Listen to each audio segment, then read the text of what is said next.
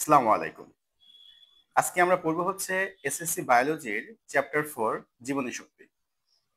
আশা করছি তোমরা সবাই ভালো আছো। আলহামদুলিল্লাহ আমিও ভালো আছি। সো যেহেতু সামনে পরীক্ষা আছে এবং সেই উদ্দেশ্যে আমরা চেষ্টা করব যে 2টা পার্টে এই অধ্যায়টা শেষ করে দেওয়া এবং এমনভাবে শেষ করে দেওয়া যেন এই টপিক 2টা পড়লে পারে আর আলাদাভাবে সিকিউ সলভ করার দরকার না পড়ে। কথা বলতে গিয়েছে? সো আমরা এই 4 অধ্যায়কে ভাগ করব 2টা পার্টে। একটা হচ্ছে সালোক সংশ্লেষণ, আরেকটা হচ্ছে শ্বসন। সো নরমালি এই অধ্যায়টা ভাগ হয় 3 ভাগে। কি কি ভাগে ভাগ হয়? এক নাম্বারটা হচ্ছে সালোক সংশ্লেষণ,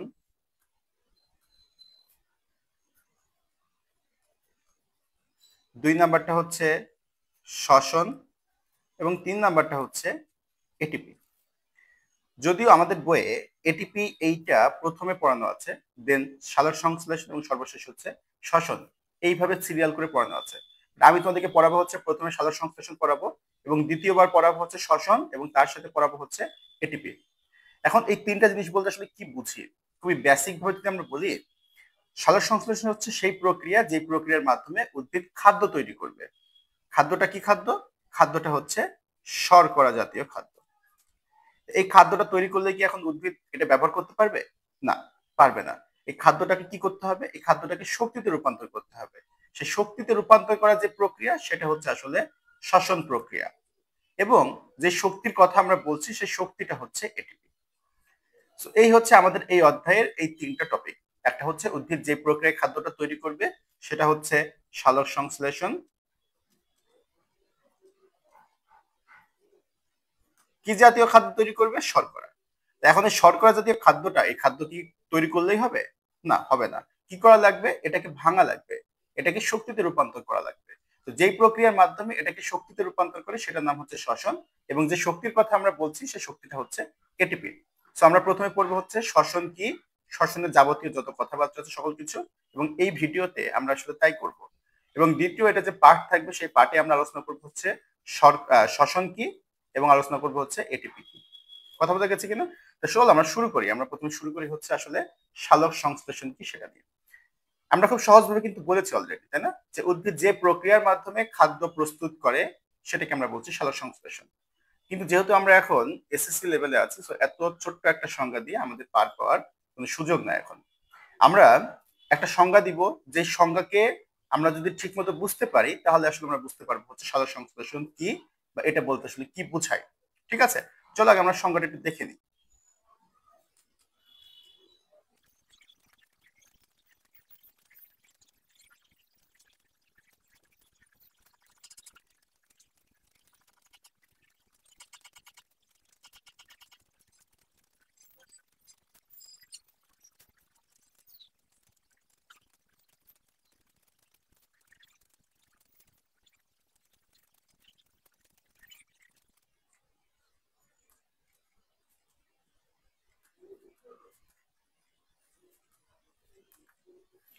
আচ্ছা, তো আমরা এখান থেকে কি সংজ্ঞা পেয়েছি? আমরা সংজ্ঞা পেয়েছি হচ্ছে, সংজ্ঞাটা আমরা খুব ভালো মতো করে পড়ি এবং প্রত্যেকটা টপিক নাম এখানে আলোচনা করব।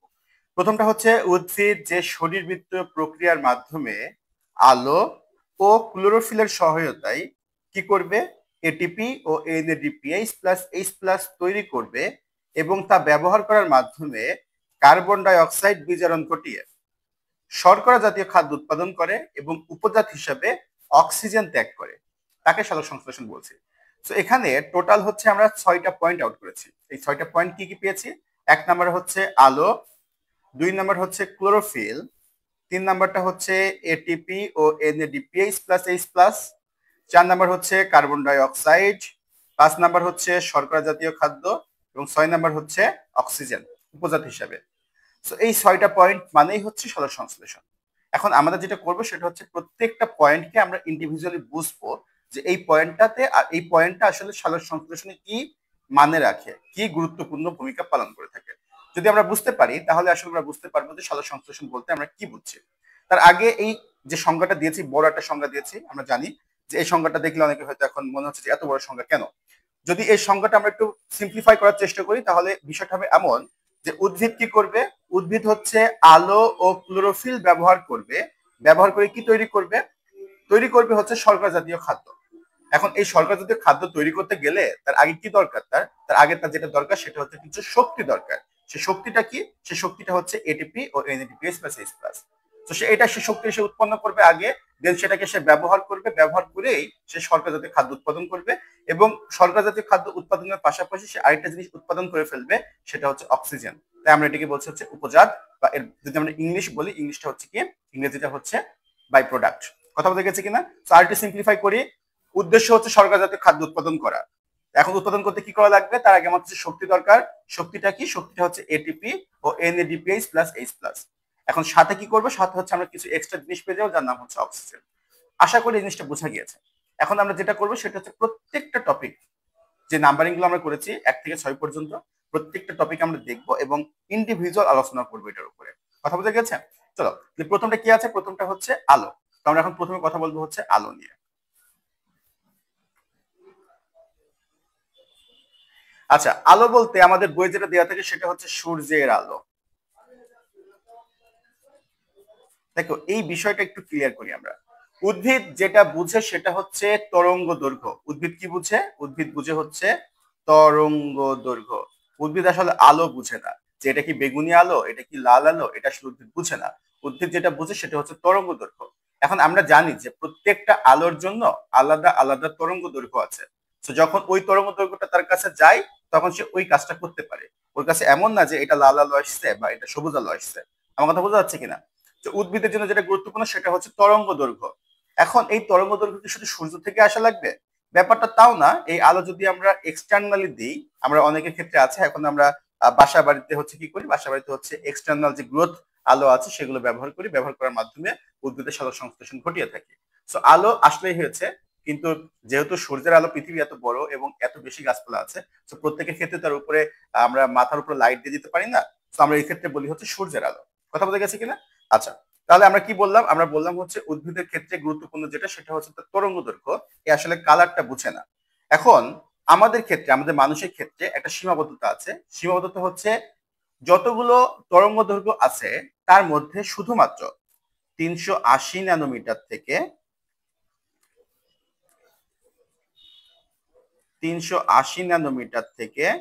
780 ন্যানোমিটার পর্যন্ত যে তরঙ্গ দৈর্ঘ্যগুলো আছে, আমরা শুধুমাত্র সেগুলোকেই দেখতে পাই এবং এগুলোকে আমরা বলি হচ্ছে দৃশ্যমান আলোর তরঙ্গ দৈর্ঘ্য। কথা বোঝা গেছে? যদি এর থেকে কম তরঙ্গের আলো দেখতে পাই তাও আমরা দেখতে পাবো না, যদি এর থেকে বেশি তরঙ্গের আলো নিই তাও আমরা দেখতে পাবো না। আমরা দেখতে পাবো কতটুকু? আমরা দেখতে পাবো 380 থেকে 780 ন্যানোমিটারের এই রেঞ্জে যে তরঙ্গ দৈর্ঘ্য আছে সেগুলো। এখন প্রশ্ন হচ্ছে 1 ন্যানোমিটার সমান কত? 1 ন্যানোমিটার সমান হচ্ছে 10⁻⁹ মিটার। কত ছোট তোমরা বুঝতে পারছো আশা করি এখন।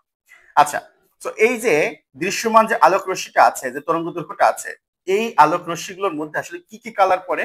আমরা ছোট থেকে পড়েছি, আশা করি সবাই এটা পড়েছো। কি কি কালার আছে এর মধ্যে? এর মধ্যে আছে হচ্ছে, আমরা সংক্ষিপ্ত আগে বলি, বে, নি, আ, স, হ, ক, লা। কি বলি আমরা? আমরা বলি হচ্ছে বেনি আসহ কলা। কোনটা বলতে কি বুঝায়? প্রথমে দেখো, বেতে কি? বেতে হচ্ছে বেগুনি। ঠিক আছে। নিতে কি? নিতে হচ্ছে নীল। তারপর আতে কি? আ থেকে হচ্ছে আসমানি। তারপর আসে দন্তেশ, সতে কি? সতে হচ্ছে যে কালি দিয়ে আমরা লিখছি কি? সবুজ।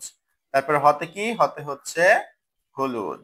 কতে কি? কতে হচ্ছে কমলা। এবং সর্বশেষ লতে হচ্ছে লাল। তো আমরা এই যে দৃশ্যমান যে আলোর তরঙ্গ দৈর্ঘ্য পেয়েছি সেইগুলো দিয়ে আসলে আমরা 7টা কালার মিন করি। এটাই হচ্ছে রামধনুর যে 7 কালার সেটা। কথা বোঝা গেছে? তো এর মধ্যে কোন কোন আলো উদ্ভিদের সালোক সংশ্লেষণে গুরুত্বপূর্ণ ভূমিকা পালন করে থাকে সেটা গুরুত্বপূর্ণ। আমরা মনে রাখবো এইভাবে, আমরা মনে রাখবো হচ্ছে বে, নি, ক, লা। এই 4টা আলোতে সালোক সংশ্লেষণ ভালো হয়। কোন 4টা আলোতে বললাম? বেনি, কলা। বেনি মানে হচ্ছে বেগুনি নীল আর কমলা লাল। বুঝা গেছে কিনা? এর মধ্যে সব থেকে ভালো হয় কিছু, সব থেকে ভালো হয় হচ্ছে কলাতে, অর্থাৎ হচ্ছে কমলা এবং লালে। তাহলে এখান থেকে এমসিকিউ কোশ্চেন করবে। কি কোশ্চেন করবে? বলবে কোন আলোতে সালোক সংশ্লেষণ সব থেকে ভালো হয়? কোন আলোতে ভালো হয়? অপশনে যদি বেগুনি, নীল, কমলা, লাল যেটা থাকুক আমরা দিয়ে দিব। তবে সব থেকে ভালো হয় কোথায় বলছিলাম? বললাম হচ্ছে কমলা এবং লালে।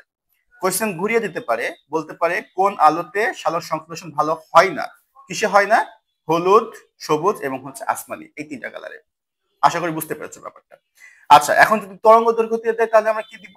তরঙ্গ দৈর্ঘ্য দিয়ে যদি দেয়, দুইটা তরঙ্গ দৈর্ঘ্য আমরা মুখস্থ রাখবো। একটা হচ্ছে 400 থেকে 480 ন্যানোমিটার, আর একটা হচ্ছে 680 ন্যানোমিটার। এই দুটো দিয়ে কি মিন করে? এই দুটো দিয়ে আসলে এই বেনি কলাই মিন করে। কথা বলতে গেছে? এটা হচ্ছে বেগুনি নীল, এটা হচ্ছে কমলা লাল। কথা বলতে গেছে কিনা? তাহলে এখান থেকে আমরা এটা সামারি করি। সামারি হচ্ছে উদ্ভিদ আসলে আলো বুঝে না, উদ্ভিদ বুঝে হচ্ছে তরঙ্গ দৈর্ঘ্য। এখন প্রত্যেকটা কালারের রেসপেক্টে কিছু তরঙ্গ দৈর্ঘ্য আছে, নির্দিষ্ট তরঙ্গ দৈর্ঘ্য আছে। কথা বলতে গেছে? তো আমরা যদি কালারের দিক থেকে হিসাব করে দেখি, আমরা বলবো হচ্ছে বেগুনি নীল, কমলা লাল, এই 4টা, বেনি কলা, এই 4টা কালারে সব থেকে ভালো সালোক সংশ্লেষণ হয়। আর যদি তরঙ্গ দৈর্ঘ্য আমরা স্পেসিফিক বলি তাহলে কি বলবো? আমরা বলবো হচ্ছে 400 থেকে 480 ন্যানোমিটার তরঙ্গ দৈর্ঘ্য ভালো হয়। আর সব থেকে ভালো হয় কতই? সব থেকে ভালো হয় হচ্ছে 680 ন্যানোমিটারে। আশা করেছি যে প্রথম যে পয়েন্টটা আমরা আলোচনা করলাম আলো, এটা ঠিক মতো বোঝা গিয়েছে।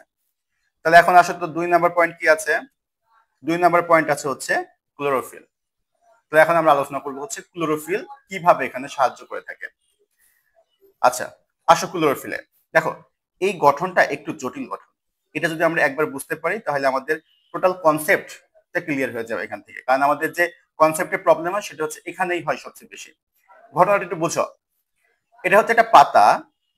সেই পাতা কি করবে? সে হচ্ছে সূর্যের আলো, যেটা একটু আগে বললাম, সে আলোটাকে ধরবে। বাট যখন এই পাতার উপর আলোটা পড়বে, তখন এই পাতায় কাউকে না কাউকে তো উপস্থিত থাকতে হবে, যে এই আলোর যে শক্তিটা আছে সেই শক্তিটা কি করবে? সে শক্তিটাকে হচ্ছে ক্যাপচার করবে। কথা বোঝা গেছে? তো সে জিনিসটা কি, সেটা আমরা আস্তে আস্তে দেখবো। তো ধরো এটা একটা পাতা, এবং এই পাতায় যদি আমরা এইটুকু যদি আমরা ভিতরে যাই, তখন আমরা এইরকম একটা গঠন দেখতে পাবো। এখন এই গঠনে কি কি আছে খুব ভালো মতো করে খেয়াল করো। এই গঠনের মধ্যে একটা টিস্যু আছে যার নাম হচ্ছে মেসোফিল টিস্যু। Mesophyll tissue. এখন এই মেসোফিল টিস্যু আমরা একটু পরে দেখবো। এটা হয়ে থাকে 2 প্রকার। একটা হচ্ছে প্যালিসেড প্যারেনকাইমা, একটা হচ্ছে স্পঞ্জি প্যারেনকাইমা। প্যালিসেড কোনগুলো? প্যালিসেড হচ্ছে খুব ভালো মতো করে দেখো, এটা কম্প্যাক্ট অবস্থায় আছে, একটু লম্বা লম্বা করে কম্প্যাক্ট অবস্থায় আছে। এগুলো হচ্ছে প্যালিসেড প্যারেনকাইমা। আর নিচে দেখো তো ছোট ছোট করে ফাঁকা ফাঁকা কিছু অংশ আছে না? এইগুলো হচ্ছে স্পঞ্জি। স্পঞ্জ মানে কি? স্পঞ্জ কেন হয়? স্পঞ্জ হয় মাঝখানে কি থাকে? বা স্পঞ্জ হচ্ছে বায়ুকুঠুরি থাকে, ফাঁকা ফাঁকা অংশ থাকে, সেজন্য। এগুলো মাঝখানে দেখো ফাঁকা ফাঁকা অংশ আছে, ফাঁকা ফাঁকা অংশ আছে। সো এটা হচ্ছে স্পঞ্জি প্যারেনকাইমা। তাহলে এই প্যালিসেড প্যারেনকাইমা আর এই স্পঞ্জি প্যারেনকাইমা মিলিয়ে তৈরি হচ্ছে কি? মিলিয়ে তৈরি হচ্ছে আমাদের এই মেসোফিল টিস্যু। কথা বলতে গেছে? এখন তুমি যদি স্পঞ্জি প্যারেনকাইমার নিচে ছোট্ট করে এখানে একটা অংশ তুমি দেখো, দেখবা এখানে একটা ছোট্ট ছিদ্র আছে। এই ছিদ্রটাকে আমরা বলি হচ্ছে স্ট্রোমা, বা আমরা বলি হচ্ছে পত্ররন্ধ্র। কথা বলতে গেছে? তাহলে আমরা কি কি দেখলাম? দেখলাম হচ্ছে এখানে এক ধরনের টিস্যু থাকে যার নাম হচ্ছে মেসোফিল টিস্যু। এই টিস্যুকে আমরা 2 ভাগে ভাগ করলাম। আমরা এটাকে একটু লিখি, হ্যাঁ? তো প্রথমে যদি আমরা পাতাতে যাই, পাতার ভিতরে যদি আমরা ঢুকি, আমরা কি পাবো? আমরা এক ধরনের টিস্যু পাবো, নাম হচ্ছে মেসোফিল টিস্যু। এই মেসোফিল টিস্যু যদি আমরা ভাগ করি, আমরা এটাকে 2টা ভাগে ভাগ করতে পারছি। একটা হচ্ছে প্যালিসেড,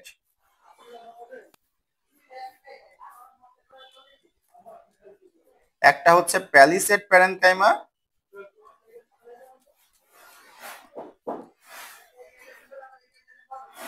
আর একটা হচ্ছে স্পঞ্জি প্যারেনকাইমা।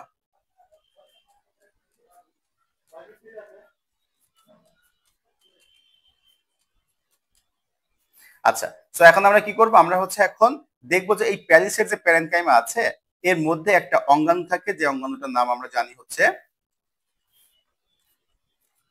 ক্লোরোপ্লাস্ট। আমরা 2 অধ্যায়ে কিন্তু ক্লোরোপ্লাস্ট সম্বন্ধে পড়েছি। সো এর মধ্যে একটা অঙ্গাণু থাকে যার নাম হচ্ছে ক্লোরোপ্লাস্ট। এই ক্লোরোপ্লাস্টে যদি আমি আরো ভিতরে যাই, আমি একটা অংশ পাবো যার নাম হচ্ছে গ্রানাম। আমরা একটু পরে সবগুলো দেখবো। এই গ্রানামের যদি আমি আরো ভিতরে যাই, আমরা একটা অংশ পাবো, সেই অংশের নাম হবে থাইলাকয়েড। এই থাইলাকয়েডের ভিতরে যদি আমরা যাই, আমরা আরেকটা অংশ পাবো যার নাম হবে হচ্ছে ক্লোরোফিল। এই হচ্ছে সেই ক্লোরোফিল, যাকে পেতে আমাদের কত ভিতরে যাওয়া লাগছে। তো আমি এটাকে আরেকবার সামারাইজ করে দিলে বুঝতে সুবিধা হবে তোমাদের। তাহলে এটা হচ্ছে পাতা, পাতার ভিতরে আমরা এক ধরনের টিস্যু পাবো, তার নাম হবে কি? Mesophyll tissue. তাহলে এটা হচ্ছে পাতা, এদিকে খেয়াল করো, এটা হচ্ছে পাতা, তার মধ্যে একজন টিস্যু পেয়েছে টোটালটা, সেটার নাম কি বললাম? সেটার নাম হচ্ছে মেসোফিল টিস্যু। এই মেসোফিল টিস্যুকে আমরা 2 ভাগে ভাগ করেছি। একটা হচ্ছে প্যালিসেড প্যারেনকাইমা, একটা হচ্ছে স্পঞ্জি প্যারেনকাইমা। প্যালিসেড কোনটা? উপরের যে অংশটা আছে, কম্প্যাক্ট অবস্থায় আছে। আর স্পঞ্জি প্যারেনকাইমা কোনটা? নিচে যেটা ফাঁকা ফাঁকা অংশ আছে, ঠিক আছে? তো এই প্যালিসেড প্যারেনকাইমা যেটা কম্প্যাক্ট অবস্থায় আছে সেটার মধ্যে আমরা একটা অঙ্গাণু পাবো। অঙ্গাণুর নাম হচ্ছে ক্লোরোপ্লাস্ট। এখন এই ক্লোরোপ্লাস্ট সেটা কোথায়? সেটা হচ্ছে এটা ক্লোরোপ্লাস্ট। কথা বোঝা গেছে কিনা? আপাতত আমরা এই পর্যন্ত বলছি, তারপরে আমরা এই ক্লোরোপ্লাস্টের গঠনটা এখন করবো। তাহলে এই ক্লোরোপ্লাস্ট পর্যন্ত আমরা একটু স্টপ চাই, হ্যাঁ? তারপর গ্রানাম, থাইলাকয়েড আর ক্লোরোফিল আমরা এখন খুব ডিটেলসে বুঝবো। ওকে, সো এখন আমরা যেটা করবো সেটা হচ্ছে এই যে ক্লোরো যে প্লাস্ট আছে এই ক্লোরোপ্লাস্টের একটা গঠন দেখবো খুব ভালোভাবে। দেন এই ক্লোরোপ্লাস্টের মধ্যে যে গ্রানাম আছে, দেন থাইলাকয়েড আছে, দেন ক্লোরোফিল আছে, এটা আমাদের মাথায় ঢুকবে আসলে এটা কোথায় থাকে, কিভাবে থাকে। এই যে চিত্রটা আছে এটা হচ্ছে একটা ক্লোরোপ্লাস্টের চিত্র, ঠিক আছে? এখন আমরা এই ক্লোরোপ্লাস্টটা 2 অধ্যায়ে খুব ভালো মতো তোমাদের দেখার কথা, যারা দেখো নাই বা যারা দেখছো দুইজনের জন্য এটা একটু আমরা বিশ্লেষণ করি। বাইরের যে সবুজ অংশটা আছে এটাকে আমরা বলি হচ্ছে তার মেমব্রেন। দেন দেখো মাঝখানে কি অংশ আছে, সাদা আছে না, সাদা অ্যাশ কালার টাইপের আছে, এটাকে আমরা কি বলি, এটাকে আমরা বলি হচ্ছে স্ট্রোমা। আর এই যে অংশটা আছে চাকতির মতো একটা অংশ, সমস্ত অংশটাকে একসাথে আমরা বলি হচ্ছে গ্রানাম। তাহলে এই হচ্ছে সেই গ্রানাম, এটা। এবং এই চাকতিটার দেখো তো অনেকগুলো ছোট ছোট চাকতির বিনিময়ে একটা বড় চাকতি হচ্ছে না, এই একটা এই একটা এই একটা, এরকম ভাবে এই প্রত্যেকটা ইন্ডিভিজুয়ালকে আমরা বলি হচ্ছে থাইলাকয়েড।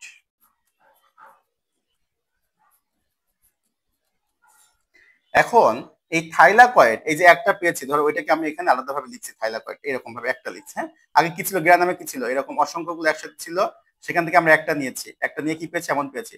এটাকে যদি আমরা কাটি এর মধ্যে আমরা পাবো হচ্ছে আমাদের ক্লোরোফিল পাবো, এর মধ্যে আমরা পাবো হচ্ছে আমাদের ক্লোরোফিল। কথা বোঝা গেছে কিনা? তো ওই ক্লোরোফিলটা কি করে, ওই ক্লোরোফিলটা করে কি, এই যে সূর্যের যখন আলো আসে তখন এই ক্লোরোফিলটা কি করে, ক্লোরোফিলটা হচ্ছে ওই সূর্যের আলোকে সে ধরে রাখে। কথা বোঝা গেছে কিনা? দেন ওটাকে সে কি করে, ওটাকে সে হচ্ছে এটিপি আর এনএডিপিএইচ প্লাস এইচ প্লাসে কনভার্ট করে। কিভাবে করে সেটা আমাদের এই সিলেবাসের জন্য নাই, আমরা এটা ইন্টারে শিখবো, বাট বেসিক কিছু কথা আমরা সামনে বলবো। এখন বলো যে ক্লোরোফিলের কাজটা কি, ক্লোরোফিলের অবস্থান কোথায়, এটা বোঝা গেছে কিনা? আশা করি বোঝা গিয়েছে জিনিসটা। আমি আরেকবার বলছি বিষয়টা কিভাবে হয়, তাহলে একদম ক্লিয়ার হয়ে যাওয়ার কথা। বলছিলাম যে আমাদের উদ্দেশ্য হচ্ছে ক্লোরোফিল পর্যন্ত যাওয়া। ক্লোরোফিল কোথায় আছে, ক্লোরোফিল আছে হচ্ছে অনেক নিচে আছে, এখানে আছে ক্লোরোফিল। এই পর্যন্ত আমি কিভাবে পৌঁছাবো, এই পর্যন্ত পৌঁছাবো আমি কিভাবে, প্রথমে একটা পাতা নিব, পাতার মধ্যে আমি এক ধরনের টিস্যু পাবো যার নাম হচ্ছে মেসোফিল টিস্যু। সেই মেসোফিল টিস্যুকে আমরা দুই ভাগে ভাগ করেছিলাম, একটা হচ্ছে প্যালিসেড প্যারেনকাইমা, একটা হচ্ছে স্পঞ্জি প্যারেনকাইমা। যে প্যালিসেড প্যারেনকাইমা ছিল নরমালি, সেখানে থাকে হচ্ছে আমাদের ক্লোরোপ্লাস্ট। সেই ক্লোরোপ্লাস্টের একটা অংশ যার নাম হচ্ছে এই চাকতির মতো অংশ, সবচেয়ে বড় যেটা, এটা হচ্ছে গ্রানাম। দেন এর একটা একটা একটা একটা যে চাকতি আছে সেগুলোকে আমরা বলি হচ্ছে থাইলাকয়েড। এবং এই থাইলাকয়েডকে কাটলে বা এর ভিতরে আমরা পাবো হচ্ছে এই ক্লোরোফিল। এই ক্লোরোফিলের কাজ কি, ক্লোরোফিলের কাজ হচ্ছে সে কি করবে, সে যেটা করবে সেটা হচ্ছে সে সূর্যের আলোকে ক্যাপচার করবে। ক্লোরোফিলকে দুই ভাগে ভাগ করি, এ বি, অনেকগুলো কথা আছে, আমরা আপাতত না যাই, যতটুকু আছে ততটুকু বলি। এই ক্লোরোফিলের কাজ হচ্ছে কি, কাজ হচ্ছে এটিপি ও এনএডিপিএইচ প্লাস এইচ প্লাস, যেটা আমরা 3 নম্বর পয়েন্ট লিখেছিলাম, এটাকে তৈরিতে সাহায্য করা। কথা বোঝা গেছে? আশা করি বুঝতে পেরেছো ব্যাপারটা। তাহলে আমাদের কি কি পড়া হলো এখান থেকে দেখো তো। আমরা পড়ছি 1 নাম্বার আলো শেষ করছি, 2 নাম্বার কি করছি, আমরা 2 নাম্বার শেষ করছি হচ্ছে ক্লোরোফিল, ঠিক আছে? 3 নাম্বার কি, 3 নাম্বার হচ্ছে যে কেবল বললাম ক্লোরোফিল তৈরি করবে, কি তৈরি করবে, এটিপি আর এনএডিপিএইচ প্লাস এইচ প্লাস। এখন এটা কিভাবে তৈরি হয় সেটাই আমরা দেখবো। কথা বোঝা গেছে কিনা? তো আসো আমরা প্রথমে সেটা দেখি। এখন আসো এটিপি ও এনএডিপিএইচ প্লাস এইচ প্লাস। তো এটা জানার জন্য আমাদের একটা জিনিস জানা লাগবে, সেটা হচ্ছে সালোক সংশ্লেষণের পর্যায়। সালোক সংশ্লেষণে টোটাল 2টা পর্যায় আছে। কয়টা পর্যায় বললাম? 2টা পর্যায়।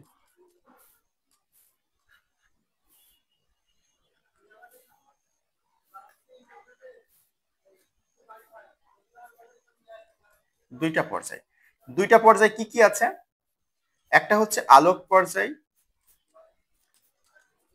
আরেকটা হচ্ছে আলোক নিরপেক্ষ পর্যায়।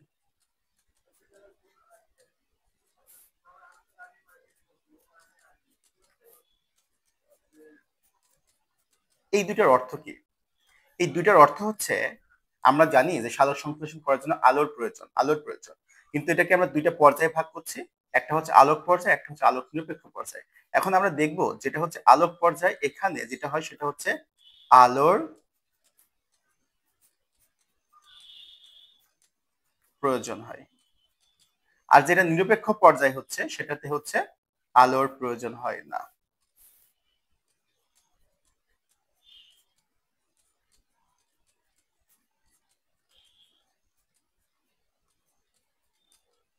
যেহেতু আমরা নিরপেক্ষ লিখেছি, এটার মানে কি? এটার মানে হচ্ছে যদি আলো থেকেও থাকে তাও সমস্যা নাই, এটা আলো ব্যবহার করবে না। কথা বোঝা গেছে কিনা? আচ্ছা, 2 নাম্বার খুব গুরুত্বপূর্ণ একটা কথা হচ্ছে, সেটা হচ্ছে এই আলোক পর্যায়টা হয় কোথায়? এই আলোক পর্যায়টা হয় হচ্ছে এই যে এখানে। কোথায় হয়? এই যে থাইলাকয়েড আঁকিয়েছেন একটু আগে আমরা, এই যে এখানে থাইলাকয়েড, এই থাইলাকয়েডে হয়। এটা খুবই গুরুত্বপূর্ণ একটা এমসিকিউ। সেটা হচ্ছে সালোক সংশ্লেষণের যে আলোক পর্যায় আছে সেটা কোথায় হয়? সেটা কোথায় হয়? সেটা হচ্ছে থাইলাকয়েডে হয়। আর নিরপেক্ষ যে পর্যায় আছে সেটা কোথায় হয়?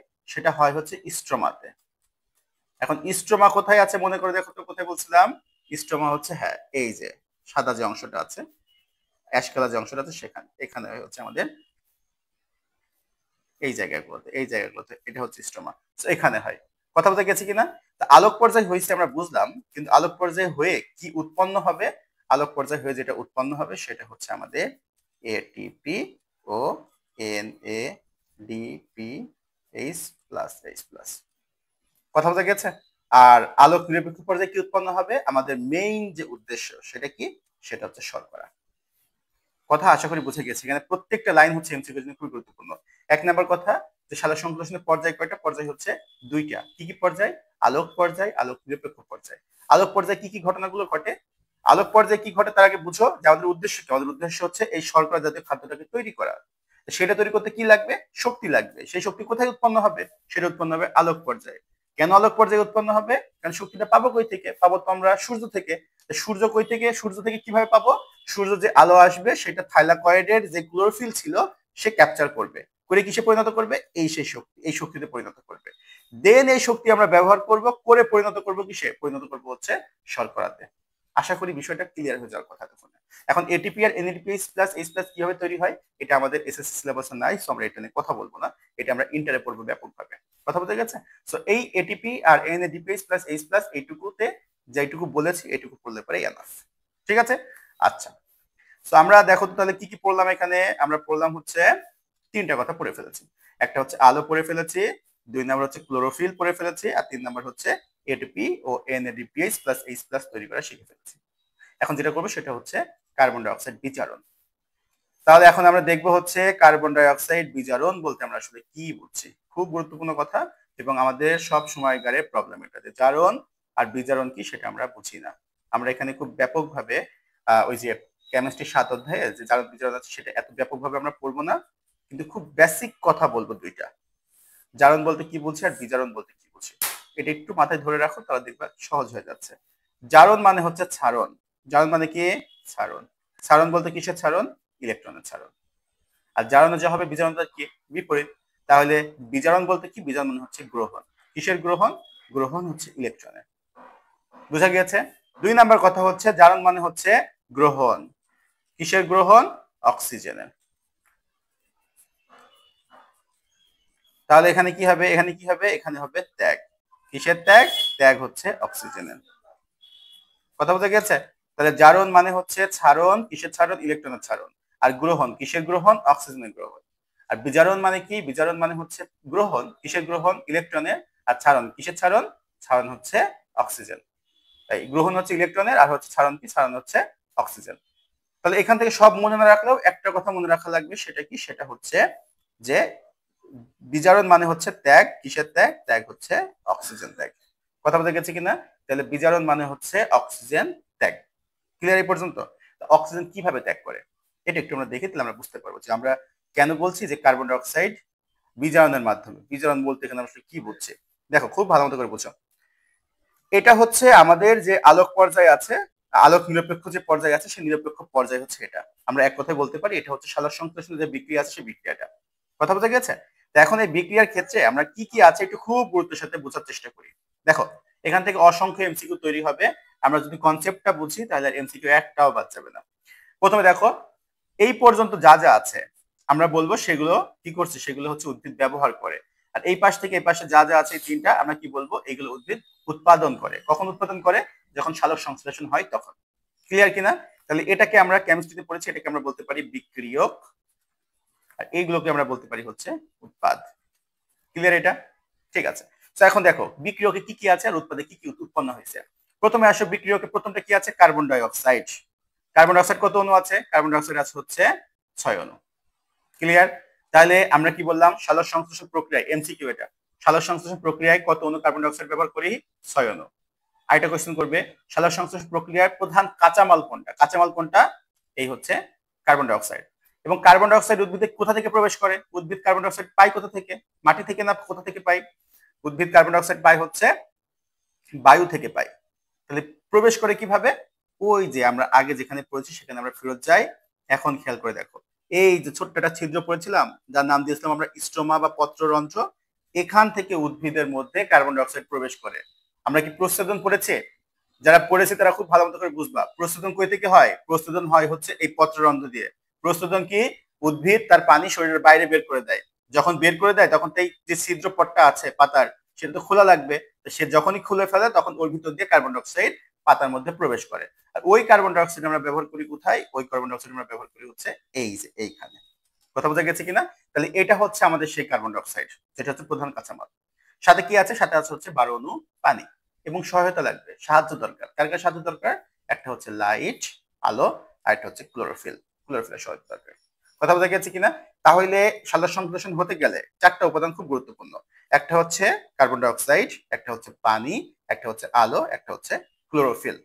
এখন তুমি যদি এই বিক্রিয়াটা দেখো, দেখবা যে এখানে আছে 12 অণু পানি এবং এই জায়গায় পেয়েছি আমরা 6 অণু পানি। তাহলে কি আমাদের কমন সেন্স কি বলে? কমন সেন্স বলে যে এখানে যেহেতু 12টা আছে, এখানে যেহেতু 6টা আছে, তাহলে আমরা এখানে 12টা না ব্যবহার করে যদি 6টা ব্যবহার করতাম, তাহলে তো এখানে দেওয়ার কোনো দরকারই পড়তো না, এখানে 0 হয়ে যেত। ঠিক আছে কিনা? তাহলে আমরা কেন তো কষ্ট করে এখানে 12 অণু ব্যবহার করছি আর এখানে আবার 6 অণু আমরা উৎপাদন করছি? এটা বোঝার জন্য আমাদের খুব যেটা ভালো মতো করে আন্ডারস্ট্যান্ড করা লাগবে সেটা হচ্ছে কি থেকে কি উৎপন্ন হয়। যদি আমরা ওইটা ঠিক মতো বুঝতে পারি তাহলে এই বিষয়টা আমাদের ক্লিয়ার হয়ে যাবে। এখন কি থেকে কি উৎপন্ন হয় এটা হচ্ছে আমাদের সিলেবাসের জন্য নাই, ঠিক আছে?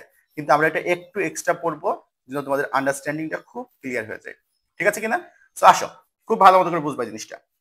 সেটা হচ্ছে এখানে কি আছে দেখো তো খেয়াল করে, কার্বন ডাই অক্সাইড। কার্বন ডাই অক্সাইডে কার্বন কয়টা আছে? কার্বনের ডান পাশে কিছু আছে? নাই।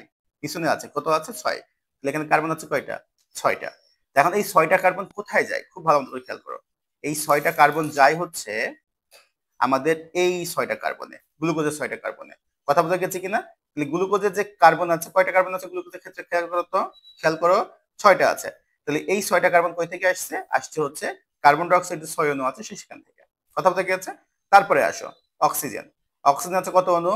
এখানে আছে 2 আর আগে আছে কত? 6। তাহলে 6 দুগুণী 12। এই 12 অণু অক্সিজেন কোথায় যাবে? এই 12 অণু অক্সিজেন যাবে হচ্ছে, খুব ভালো মতো করে বুঝছো, যাবে হচ্ছে এখানে 6টা। এখানে আছে কয়টা? এখানে আছে 6টা। তাহলে 12টার মধ্যে 6টা চলে গেছে এখানে। বাকি থাকছে কয়টা? বাকি থাকছে 6টা। সে 6টা কোথায় যাবে? সেই 6টা যাবে হচ্ছে এই জায়গাটাতে। এই যে পানির যে অক্সিজেন আছে সে পানির অক্সিজেনে। কথা বোঝা গিয়েছে? তাহলে পানির ওখানে অক্সিজেন আছে কয়টা? আছে 6টা। তাহলে খেয়াল করে দেখো, এখানে অক্সিজেন ছিল 12টা, এখানে অক্সিজেন ছিল কয়টা? 12টা। তার মধ্যে আমরা কি করছি? আমরা এখানে 6টা ব্যবহার করছি আর এখানে 6টা ব্যবহার করছি। তাহলে 12টা অক্সিজেন শেষ হয়ে গিয়েছে কিনা? শেষ হয়ে গেছে। তাহলে 6টা কার্বন ডাই অক্সাইড আর 12টা অক্সিজেন আমরা শেষ করে ফেলছি। এখন আসো এই ক্ষেত্রে, এই ক্ষেত্রে হাইড্রোজেন আছে কয়টা? খেয়াল করে দেখো তো, হাইড্রোজেন আছে কয়টা? হাইড্রোজেন আছে হচ্ছে এখানে 2 আর এখানে 12। তাহলে 12 দুগুণী 24টা। এই 24টা হাইড্রোজেন কোথায় কোথায় যায় খেয়াল করো। 24টার মধ্যে 12টা যায় হচ্ছে এই জায়গাটাতে। এখানে কয়টা আছে? হাইড্রোজেন 12টা। ঠিক আছে। বাকি থাকলো কয়টা? 24টার মধ্যে 12টা বাদ দিলে আর 12টা। সে 12টা কোথায় যায়? সে 12টা যায় হচ্ছে একদম ডিরেক্টলি এই ওয়াটারে, এই পানিতে। এখানে কয়টা আছে দেখো তো খেয়াল করে, এখানে 6টা, এখানে 2টা, তাহলে 6 দুগুণী 12টা। তাহলে যে 12টা অবশিষ্ট ছিল সেই 12টা হচ্ছে পানি তৈরিতে ব্যবহার করা হয়েছে। বুঝা গিয়েছে? তাহলে যেই 12 অণু যে পানির 24টা হাইড্রোজেন কোথায় কোথায় গিয়েছে? 12টা গিয়েছে হচ্ছে শর্করা তৈরিতে আর 12টা গিয়েছে কোথায়? পানি তৈরিতে। এখন দেখো অক্সিজেন কয়টা আছে? অক্সিজেন আছে হচ্ছে প্রথমে কয়টা আছে? 12টা। অক্সিজেন আছে 12টা। এই 12টা অক্সিজেন কোথায় যায়? খুব ভালো মতো করে খেয়াল করো, এই 12টা অক্সিজেনের 6টা যায় কোথায়? 6টা যায় হচ্ছে, সরি, এই 12টা অক্সিজেনের 12টা এক জায়গায় যায়। সেটা কোথায়? সেটা হচ্ছে এই যেখানে। এখানে কতগুলো অক্সিজেন আছে? 6 দুগুণী 12। তাহলে এই হচ্ছে 6 দুগুণী 12টা অক্সিজেন। বুঝা গিয়েছে? তাহলে এখন তুমি খুব ভালো মতো করে বুঝো, এই জায়গাটা মুখস্থ করার কিছু নাই। যদি বুঝতে পারো তাহলে এই অংশটা একদম পুরোপুরি ক্লিয়ার হয়ে যাবে। কি বুঝবা? সেটা হচ্ছে এখানকার যে পানিটা তৈরি হয়েছে, এই পানিটা কি একদম ডিরেক্টলি কি এই পানি থেকে আসছে? খেয়াল করে দেখো তো। না কিন্তু, এখানকার যে হাইড্রোজেন আছে সেই হাইড্রোজেনটা এখান থেকে আসছে। দেখো নীল কালারটা খেয়াল করে দেখো, হাইড্রোজেনটা কি থেকে এসেছে? ওই পানি থেকে এসেছে। বাট যে অক্সিজেনটা আছে সেটা কি পানি থেকে এসেছে? না কিন্তু, সেটা কোথা থেকে এসেছে? সেটা এসেছে হচ্ছে আমাদের কার্বন ডাই অক্সাইড থেকে। সো এই যে 12 অণু পানি, সেটা ডিরেক্টলি কিন্তু 6 অণু পানি না। এই 12 অণু পানি বিক্রিয়ায় অংশগ্রহণ করছে, তারপরে আলাদাভাবে বিক্রিয়া করে এই 6 অণু পানি উৎপন্ন হয়েছে। এই জন্য আমরা আসলে এখানে ডিরেক্টলি 6 অণু পানি দিয়ে এটাকে আমরা শূন্য করে দিতে পারি না। কথা বোঝা গেছে কিনা? আচ্ছা, আরেকটা কোয়েশ্চেন খুব গুরুত্বপূর্ণ করে, সেটা হচ্ছে আমরা যেই অক্সিজেন পাচ্ছি এটাকে আমরা কি বললাম? এটা হচ্ছে বললাম উপজাত হিসেবে পাই। কি হিসাবে? উপজাত। উপজাতের ইংলিশ কি বলছিলাম? By product. তাহলে এই যে অক্সিজেন পেয়েছি, এই অক্সিজেনটা কি থেকে মুক্ত হয়েছে? এটা কি কার্বন ডাইঅক্সাইড থেকে মুক্ত হয়েছে? না কিন্তু, কি থেকে মুক্ত হয়েছে? দেখো তো হলুদ কালার কোথায় গিয়েছে, কোথায় গিয়েছে? এই যে পানিতে। তাহলে আমরা যে উপজাত হিসেবে অক্সিজেনটা পাচ্ছি, যেটার মাধ্যমে আমরা প্রশ্বাস নেই, এটা কি থেকে আসছে? এটা আসছে হচ্ছে পানি থেকে। ঠিক আছে? আরেকটা কোয়েশ্চেন খুব গুরুত্বপূর্ণ করে, সেটা হচ্ছে আমাদের মেইন যে প্রোডাক্ট সেটা হচ্ছে শর্করা। এই শর্করা যে কার্বন, এই কার্বন কোথা থেকে আসে? এটা খুব গুরুত্বপূর্ণ কোয়েশ্চেন। কার্বন কই থেকে আসছে? কার্বন আসছে কি থেকে? কার্বন আসছে হচ্ছে আমাদের কার্বন ডাই অক্সাইড থেকে। কথা ক্লিয়ার হয়েছে কিনা? তাহলে সালোক সংশ্লেষণ প্রক্রিয়ার ক্ষেত্রে যতগুলো এমসিকিউ এখান থেকে পসিবল প্রত্যেকটা আমরা বলে দিয়েছি। এটা খুব ভালো মতো করে একটু বোঝার চেষ্টা করবা এবং অবশ্যই এটা নোট করে নিবা। ঠিক আছে? এটা কিন্তু আমাদের বইয়ে নাই। তাহলে খেয়াল করে দেখো, তাহলে আমাদের যেটা হয়েছে, আচ্ছা গুরুত্বপূর্ণ একটা কথা যেটা আমরা ভুলে গেছি, সেটা হচ্ছে কার্বন ডাই অক্সাইড বিজারণ করছিলাম আমরা। কার্বন ডাই অক্সাইড বিজারণ বলতে আমরা আসলে কি বুঝি একটু খুব ভালো মতো করে খেয়াল করে জায়গাটা। আমরা বলছিলাম সারণ হবে, কি হবে? সারণ বা ত্যাগ। কিসের ত্যাগ? অক্সিজেনের ত্যাগ। খেয়াল করে দেখো তো, যদি এটা কার্বন ডাই অক্সাইড হয়, যদি এখান থেকে আমাদের কার্বন তৈরি হয়, এখান থেকে অক্সিজেন আলাদা হয়ে যায়, তাহলে এখান থেকে অক্সিজেন কি হয়ে গিয়েছে? ত্যাগ করছে না? তাহলে ত্যাগ করলে কি হয়? ত্যাগ করলে হয় হচ্ছে বিজারণ। তাহলে এখানে কি হয়েছে? এখানে হয়েছে অক্সিজেন কার্বন ডাই অক্সাইডের বিজারণ। এটা কি বুঝছে? কার্বন ডাই অক্সাইড থেকে অক্সিজেন আলাদা হয়ে যাওয়া মানে কি? কার্বন ডাই অক্সাইড কি হওয়া? কার্বন ডাই অক্সাইড হচ্ছে বিজারণ হওয়া। এখন তুমি বিক্রিয়াটাতে ফিরে আসো তো, কি হয়েছে দেখো তো। এখানকার যে কার্বন ডাই অক্সাইড ছিল, সেখান থেকে অক্সিজেন আলাদা হয়ে গিয়েছে না? অক্সিজেন আলাদা হয়ে কোথায় গিয়েছে? অক্সিজেন আলাদা হয়ে গিয়েছে এখানে একবার, আর গিয়েছে এখানে একবার, এখানে একবার আর এখানে একবার। তাহলে কি কার্বন ডাই অক্সাইড থেকে অক্সিজেন আলাদা হয়ে গিয়েছে, ত্যাগ করে দিয়েছে। তাহলে এটা কি প্রক্রিয়া? তাহলে এটা হচ্ছে বিজারণ প্রক্রিয়া, যেটা আমরা এতক্ষণ ধরে বলছিলাম যে কার্বন ডাই অক্সাইডে কি হবে? কার্বন ডাই অক্সাইড হচ্ছে বিজারণ হবে। আশা করি বিষয়টা বুঝেছি, তাই না? আমরা একদম ডিটেলসে বুঝাচ্ছি জিনিসটা, যে কিভাবে কি প্রত্যেকটা সংজ্ঞার প্রত্যেকটা পয়েন্ট আমরা এখানে দেখানোর চেষ্টা করছি। তো 4 নাম্বার পয়েন্ট কি ছিল? 4 নাম্বার পয়েন্ট ছিল হচ্ছে কার্বন ডাই অক্সাইড বিজারণ। তাহলে আশা করছি এই জিনিসটা তোমাদের একদম ক্লিয়ার হয়ে গেছে। এখন আসো 5 নাম্বারটা। 5 নাম্বারটা কি বলছে? শর্করা জাতীয় খাদ্য উৎপাদন। মেইন যে অংশ, আমাদের মেইন যে উদ্দেশ্য, সেটাই হচ্ছে এখন আমরা পড়বো। সেটা হচ্ছে শর্করা জাতীয় খাদ্য উৎপাদন। আচ্ছা, শর্করা জাতীয় খাদ্য উৎপাদন কোথায় হয়? একটু আগে আমরা দেখেছি, খেয়াল করে দেখো তো। কোথায় হয়েছিল? হয়েছিল হচ্ছে আলোক নিরপেক্ষ পর্যায়ে। কি দরকার পড়ে এখানে? আলো দরকার পড়ে? দরকার পড়ে না। কোথায় হয়? স্ট্রোমাতে। স্ট্রোমা কোনটা? এটা হচ্ছে স্ট্রোমা। আর কি তৈরি করে? তৈরি করে হচ্ছে শর্করা জাতীয় খাদ্য। ঠিক আছে কিনা? আচ্ছা, তো এখন আমরা পড়ি হচ্ছে শর্করা জাতীয় খাদ্য তৈরি করি। খুব ভালো মতো করে এই জিনিসটা একটু বোঝার চেষ্টা করবা। শর্করা জাতীয় খাদ্য যখন তৈরি করব, তৈরি নানাভাবে হতে পারে, কিন্তু মেইন যে অংশ তৈরি হবে সেটা শর্করাই তৈরি হবে। তোমাকে একটা উদাহরণ দিলে বুঝতে পারবা। ধরো তোমার গন্তব্য হচ্ছে এখানে, এখানে যেতে হবে, আর তুমি যাত্রা শুরু করছো এখান থেকে। ঠিক আছে? তো এখন একজন কি করতে পারে? একজন হচ্ছে সরাসরি যেতে পারে। একজন কি করবে? একজন হচ্ছে এদিক থেকে ঘুরে টুরে টুরে তারপরে এদিকে এসে যেতে পারে। আরেকজন কি করতে পারে? এই দিক থেকে ঘুরে এসে এদিক থেকে এদিকে যেতে পারে। কথা বলতে গেছে? আমরা এখানে যাত্রা পথ পেয়েছি কটা? পথ পেয়েছি এই 1 নাম্বার, এটা হচ্ছে 2 নাম্বার, এটা হচ্ছে 3 নাম্বার। খেয়াল করো তো, যাত্রা সবাই শুরু করছে এক জায়গা থেকে, যাত্রার শেষ গন্তব্য এক জায়গা, কিন্তু তাদের যে পথ, সে পথ কিরকম? পথ হচ্ছে 3 রকম। পথ 3 রকম হোক, বাট আলটিমেট প্রোডাক্টটা কি এক পাচ্ছে না? আলটিমেট জায়গাটা এক পাচ্ছে কিনা? এক পাচ্ছে। তো এই যে আমরা বললাম যে শর্করা যে তৈরি করবে, আলটিমেট প্রোডাক্টটা কি? প্রোডাক্টটা হচ্ছে আমাদের শর্করা। কথা বলতে গেছে কিনা? আর প্রথম শুরু করছে কি থেকে? শুরু করছে কার্বন ডাই অক্সাইড গ্রহণ থেকে, কার্বন ডাই অক্সাইড থেকে। তাহলে শুরু করছে সবাই একই পথে, একই জায়গা থেকে, আর আলটিমেটলি পৌঁছাবে কোথায়? শর্করা তৈরিতে। কিন্তু মাঝখানে যে পথ আছে, সেই পথ এক একজন এক একটা অবলম্বন করবে। কথা বলতে গেছে কিনা? এই পথকে আমরা ভাগ করি হচ্ছে 3 ভাগে। কয় ভাগে ভাগ করি? 3 ভাগে।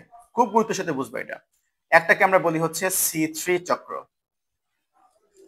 একটাকে আমরা বলি হচ্ছে C4 চক্র, আর একটাকে আমরা বলি হচ্ছে কাম।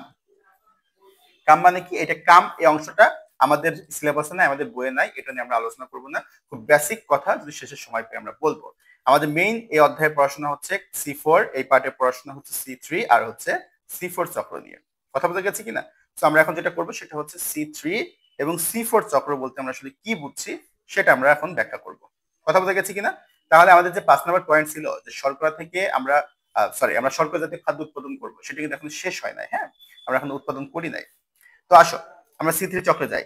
খুব ভালো মতো করে আবার বুঝো, আমরা C3 বলি আর C4 বলি, দুইটার মেইন প্রোডাক্ট কি হবে? সর্বশেষ প্রোডাক্ট কি হবে? ফাইনাল প্রোডাক্ট হবে হচ্ছে শর্করা জাতীয় খাদ্য। কথা বলতে গেছে? ঠিক আছে। তো এখন আসো, C3 চক্র বলতে আমরা আসলে কি বুঝি, খুব ভালো মতো করে বুঝবা। সেটা হচ্ছে, এটা একটা যদি পাতা হয়, আর এই পাতার এটা হচ্ছে একদম ছিদ্রপথ, এইটুকু আমরা মুছে দিই, ধরো এটা একটা ছিদ্রপথ। এই ছিদ্রপথে কি হবে? এই ছিদ্রপথ দিয়ে হচ্ছে এটাকে আমরা বলি হচ্ছে স্ট্রোমাটা বা পত্ররন্ধ্র। পত্ররন্ধ্র, খুব ভালো মতো এই জিনিসটা খেয়াল করবা। এই পত্ররন্ধ্রতে কি হবে? বাইরে থেকে কার্বন ডাই অক্সাইড এর মধ্যে ঢুকবে, প্রবেশ করবে। কথা বলে গেছে? তাহলে পাতার মধ্যে কি করবে? কার্বন ডাই অক্সাইড প্রবেশ করবে, আমাদের উদ্দেশ্য। তা কার্বন ডাই অক্সাইড যদি প্রবেশ করতে হয় কাউকে না কাউকে, যেহেতু এটা একটা গ্যাস, কাউকে না কাউকে তো এটাকে ক্যাপচার করা লাগবে, এটাকে ধরে রাখা লাগবে, হোল্ড করা লাগবে। তাহলে কেউ এমন থাকবে যে এই কার্বন ডাই অক্সাইডকে কি করবে? কার্বন ডাই অক্সাইডকে ধরে রাখবে। সেটা কে? সেটা হচ্ছে, এর মধ্যে একটা উপাদান থাকে যার নাম হচ্ছে রাইবোলোজ 1,5-বিসফসফেট। কি নাম বললাম? রাইবোলোজ 1,5-বিসফসফেট। এটা হচ্ছে 5 কার্বন বিশিষ্ট। এখন ঘটনা কি হবে? ঘটনা হচ্ছে এই উপাদানটা এই পাতার মধ্যে থাকবে, এবং যখন কার্বন ডাই অক্সাইড আসবে, ধরো বাইরে থেকে কার্বন ডাই অক্সাইড আসছে, ঠিক আছে, তো এখানে কার্বন ডাই অক্সাইড প্রবেশ করছে পাতার মধ্যে, এই ছিদ্রপথ দিয়ে কার্বন ডাই অক্সাইড প্রবেশ করছে। এখন ঘটনা কি হবে? ঘটনা হচ্ছে এর মধ্যে একটা এনজাইম থাকে যার নাম হচ্ছে রুবিস্কো। রুবিস্কো এনজাইম নিয়ে আমাদের এই অধ্যায়ে কিছু বলা নাই, এটা আমরা ইন্টারে পড়বো। শুধু এইটুকু মাথায় রাখো যে রাইবোলোজ 1,5-বিসফসফেট এ কার্বন ডাই অক্সাইড কি গ্রহণ করবে, কিন্তু এমনি এমনি কি করতে পারবে? কাউকে না কাউকে আঠার মতো কাজ করতে হবে। সে আঠার মতো কাজ কে করে? সেটা করে হচ্ছে রুবিস্কো। রুবিস্কো কি করে? রুবিস্কো হচ্ছে রাইবোলোজ 1,5-বিসফসফেটের সাথে কার্বন ডাই অক্সাইড যুক্ত হতে সাহায্য করে। তাহলে খেয়াল করে দেখো তো, যে রাইবোলোজ 1,5 যে বিসফসফেট ছিল, এটা কয় কার্বন বিশিষ্ট? লিখেছি 5 কার্বন বিশিষ্ট। এখন একটা কার্বন ডাই অক্সাইড যুক্ত হয়েছে, কার্বন ডাই অক্সাইড কয় কার্বন বিশিষ্ট? 1 কার্বন বিশিষ্ট। তাহলে টোটাল হয়েছে কত? 6 কার্বন। এটাকে আমরা বলি হচ্ছে অস্থায়ী কিটো অ্যাসিড। অস্থায়ী কি? অস্থায়ী হচ্ছে কিটো অ্যাসিড। তাহলে এটা কয় কার্বন বিশিষ্ট হবে? 5 কার্বন আর 1 কার্বন মিলিয়ে 6 কার্বন বিশিষ্ট। কথা বোঝা গেছে কিনা? আচ্ছা, তারপরে এটা চেঞ্জ হয়ে যাবে, এটা পরিবর্তন হবে। পরিবর্তনে কি তৈরি করবে? তৈরি করবে হচ্ছে 3-ফসফোগ্লিসারিক অ্যাসিড। এটা হচ্ছে 3 কার্বন বিশিষ্ট। তাহলে এখন তুমি একটু মাথা খাটাও তো, যে কিটো অ্যাসিড ছিল 6 কার্বন, এটা তৈরি করছে 3 কার্বন, তাহলে এটা কয় অণু তৈরি হবে? হ্যাঁ, এটা হবে 2 অণু তৈরি। কেন 2 অণু তৈরি করবে এটা? কারণ এটা হচ্ছে 3 কার্বন বিশিষ্ট, আর এটা ছিল কয় কার্বন বিশিষ্ট? 6 কার্বন বিশিষ্ট। তারপরে এই প্রক্রিয়াটা আসলে অনেক লম্বা একটা প্রক্রিয়া, কিন্তু মজার ব্যাপার হচ্ছে এবং খুশির ব্যাপার হচ্ছে এই প্রক্রিয়াটা আমাদের বইয়ে নাই, এটা আমাদের সিলেবাসে নাই। সো এটা আমরা পড়বো না।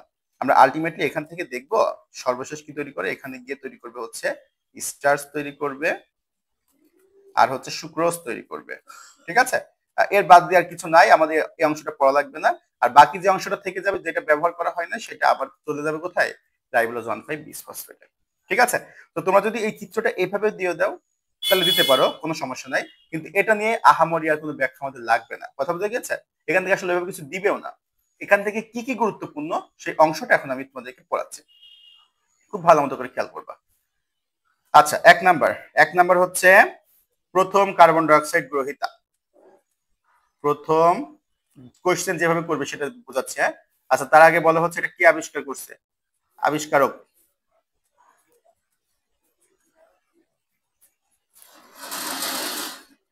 2 নাম্বার পয়েন্ট পড়বে হচ্ছে নোবেল পেয়েছে কত সালে? 3 নাম্বার হচ্ছে প্রথম কার্বন ডাই অক্সাইড গ্রহীতা। 4 নাম্বার পয়েন্ট পড়বে হচ্ছে প্রথম স্থায়ী উপাদান, আর সর্বশেষ পড়বো হচ্ছে আমরা উদাহরণ। আরেকটা পড়তে পারি, সেটা হচ্ছে দক্ষতা। দক্ষতাটা আমরা একটু নিচে লিখি। সর্বশেষ আমরা যেটা পড়বো সেটা হচ্ছে কর্মদক্ষতা। আমরা আসলে C4 এর মধ্যে ঢুকে গেছি। হ্যাঁ, যাই হোক, আমরা পরে দেখে নিব ওখান থেকে। খুব ভালো মতো করে খেয়াল করে দেখো, এখান থেকে যেগুলো পরীক্ষায় দিবে সেগুলো আমি বলে দিচ্ছি। এক নাম্বার হলো কি, এক নাম্বার হচ্ছে তোমার আবিষ্কারক। কি আবিষ্কার করছে? এটা আবিষ্কার করছে বিজ্ঞানী ক্যালভিন। তাই এর নাম, আরেকটা নাম দেওয়া যায়, যার নাম হচ্ছে ক্যালভিন চক্র বা সাইকেল। আবিষ্কার করছে কি C3 সাইকেল, করছে হচ্ছে বিজ্ঞানী ক্যালভিন। তাহলে তার নাম অনুযায়ী নাম দেওয়া হয়েছে কি ক্যালভিন চক্র। এটা আবিষ্কারের কারণে 1961 সালে তিনি নোবেল পান। কত সালে? 1961 সালে তিনি হচ্ছে নোবেল প্রাইজ পান। 3 নম্বর হচ্ছে প্রথম কার্বন ডাইঅক্সাইড গ্রহীতা। আমরা কেবল দেখেছি যে এখানে কার্বন ডাইঅক্সাইড গ্রহণ করে কে করে হচ্ছে রাইবোলোজ 1,5 বিসফসফেট। তাহলে প্রথম কার্বন ডাইঅক্সাইড গ্রহীতার নাম কি? নাম হচ্ছে রাইবোলোজ 1,5 বিসফসফেট। ক্লিয়ার? এখন আসে প্রথম স্থায়ী উপাদান। এই জিনিসটা একটু ইন্টারেস্টিং ব্যাপার। দেখো, ধরো তোমার কাছে আমি আটা দিয়েছি, আটা দিয়ে বললাম যে তুমি কি করবা, তুমি হচ্ছে পরোটা বানাবা। তুমি যদি পরোটা তোমাকে বানাইতে হয়, তুমি খেয়াল করো তোমাকে কি করা লাগবে। প্রথমে তুমি যেটা করবা সেটা হচ্ছে আটাটার একটা ডো বানাবা, একটা খামির বানাবা। বানিয়ে কি করবা, বানিয়ে হচ্ছে সেটাকে আসলে বেলবা, বেলে কি করবা, ওটাকে একটা শেপ দিবা। ঠিক আছে? দেন ওই শেপটাকে তুমি হচ্ছে তেলের উপরে ভাজবা। এই তোমাদের পরোটা তৈরি করার প্রসেস, তাই না? তাহলে এখানে যেটা হয়েছে সেটা হলো, প্রথমে যখন তুমি এটাকে বেলেছো, বেলে একটা গোল আকৃতি বা চারকোণ আকৃতির যে শেপটা দিয়েছো, ওটা কি দেখলে বোঝা যাচ্ছে না এটা পরোটা? কিন্তু এটা কি আসলে পরোটা না? কিন্তু যে বোঝা যাচ্ছে ওটাকে আমরা বলি প্রথম স্থায়ী উপাদান। কথা বুঝতে পেরেছে? তো আমরা চাচ্ছিলাম কি, অধ্যায়ের শেষে আমরা কি চাচ্ছিলাম? আমরা চাচ্ছিলাম হচ্ছে শর্করা তৈরি হোক। সে শর্করাটা কি স্টার্চ আর সুক্রোজ। এইটা তৈরি করতে চাচ্ছি, কিন্তু এটা তৈরি করার আগে এতে একটা রূপ থাকবে, যে রূপটা দেখতে আমাদের মনে হবে এইটার মতো। সেই রূপটা কি? সেটা হচ্ছে 3-ফসফোগ্লিসারিক অ্যাসিড, এবং এটাকে আমরা বলছি প্রথম স্থায়ী উপাদান। কথা বুঝতে পেরেছি কিনা? তাহলে এটা কি থাকবে, কি নাম এটার? এর নাম হচ্ছে 3-ফসফোগ্লিসারিক অ্যাসিড। 3-ফসফোগ্লিসারিক অ্যাসিড। এটা ক্লিয়ার হয়েছে কিনা? আচ্ছা, এগুলো একটু মুখস্থ করা লাগবে। উদাহরণ কি কি আছে? আমাদের চারপাশে যত গাছপালা আছে অধিকাংশ হচ্ছে এটা। কি কি আছে? আম, জাম, লিচু ইত্যাদি। সর্বশেষ হচ্ছে কর্মদক্ষতা। এটা কর্মদক্ষতা কম। কার থেকে কম? কম হচ্ছে C4 এর থেকে। কম C4 থেকে। কেন কম সেটা আমরা একটু শেষে আলোচনা করছি। এই পর্যন্ত বুঝছো কিনা আসলে আমরা যে কথাটা বললাম, এটা আসলে বুঝছো কিনা? যদি এটা বুঝে থাকো তাহলে পরে আমাদের মোটামুটি কথাবার্তা শেষ। C3 বলতে কি বুঝছি এটা আমি আরেকবার সামারি করছি। তারপর যদি না বুঝো এটাকে আবার তোমরা ব্যাক করো, ব্যাক করে ভিডিওটা আরেকবার দেখো, খুব ভালো মতো করে আবার বুঝো। বললাম এটা হচ্ছে একটা পাতা, এটা একটা পাতা। এই পাতার মধ্যে একটা ছিদ্র আছে, যে ছিদ্রের নাম হচ্ছে পত্ররন্ধ্র। যখন উদ্ভিদ প্রচ্ছদন প্রক্রিয়ার মাধ্যমে বাইরে পানি ছেড়ে দিবে, তখন এই পত্ররন্ধ্র সে খুলে দেয়। এটা আমরা 6 অধ্যায়ে পড়বো। ঠিক আছে? পত্ররন্ধ্র সে কি করে দেয়? খুলে দেয়। যখন পত্ররন্ধ্র খুলে দিবে, ওই সুযোগে কার্বন ডাইঅক্সাইড পাতার মধ্যে ঢুকে যাবে। তা ঢুকবে যখন, ভালো কথা ঢুকছে, কিন্তু কাউকে না কাউকে তো সেটা গ্রহণ করা লাগবে। সেটাকে আমরা বলি হচ্ছে প্রথম কার্বন ডাইঅক্সাইড গ্রহীতা। তার নাম কি? তার নাম হচ্ছে রাইবোলোজ 1,5 বিসফসফেট। কথা বোঝা গেছে কিনা?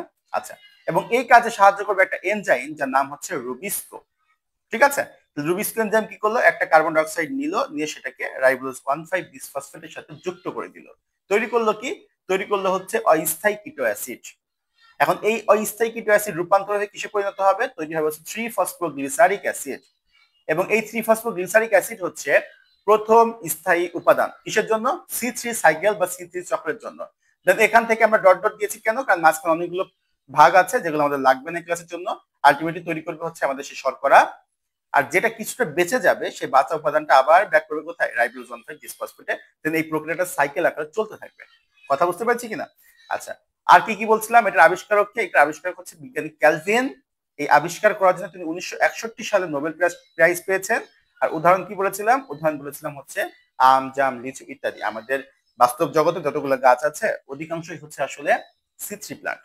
এবং এর কর্মদক্ষতা কেমন? কর্মদক্ষতা হচ্ছে কম। কার থেকে কম? C4 এর থেকে কম। কেন কম এটা আমরা একটু পরে জানবো, ঠিক আছে? এখন আসো C4 নিয়ে আমাদের বই আসলে কিছুই ব্যাখ্যা করা নাই।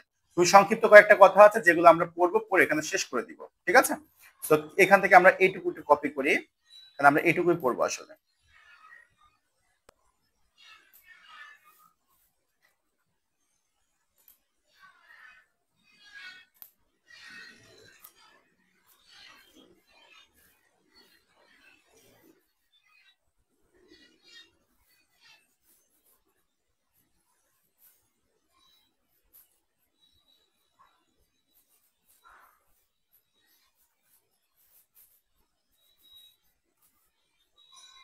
আচ্ছা আসো, প্রথমে আসো আবিষ্কারক।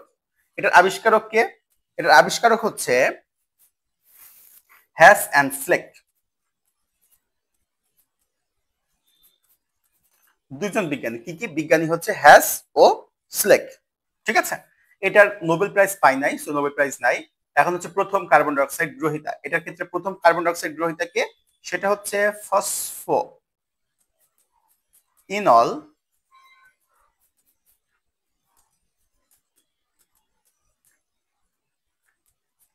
Pyruvic acid. দেখো, ফসফোইনল পাইরুভিক অ্যাসিড এটা আমাদের বইয়ে দেওয়া নেই, এটা মুখস্থ করলেও চলবে, না করলেও সমস্যা নাই। বাট প্রথম স্থায়ী উপাদান, এটা গুরুত্বপূর্ণ, এটা লাগবে। এটা হচ্ছে 4 অক্সালো